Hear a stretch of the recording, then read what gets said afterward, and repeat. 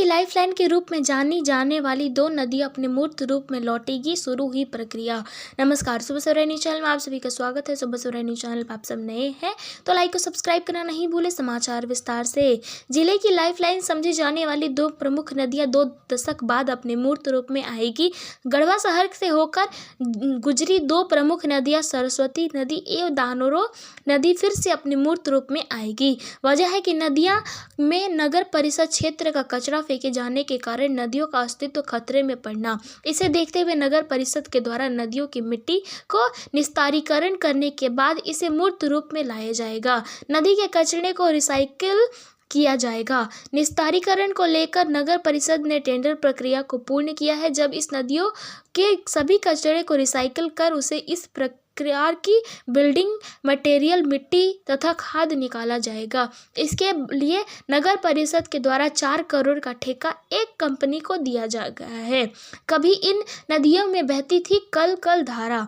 गढ़वा शहर की दानरो और सरस्वती नदी करीब 25 वर्ष पहले इन नदियों में कल धाराएं बहती थी। नदियों में सालों भर पानी का बहाव तेज धार के साथ हुआ करता था, जिसकी आवाज आसपास के घरों तक सुनाई पड़ती थी। लेकिन जब से नदी का अतिक्रमण होने के साथ साथ शहर का कचरा इन नदियों में फेंकना शुरू हुआ है, तब से इन दोनों नदियों का अस्तित्व कहीं समाप्त की कगार पर है।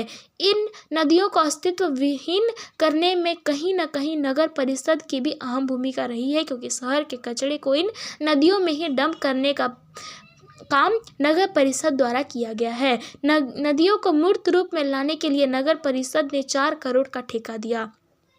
नगर परिषद द्वारा पहल कर अब इन नदियों को फिर से अस्तित्व में लाने का प्रयास किया जा रहा है। इसके लिए नगर परिषद द्वारा एक कंपनी को 4 करोड़ का ठेका दिया गया है, जो नदियों को फिर से अस्तित्व में लाएगी।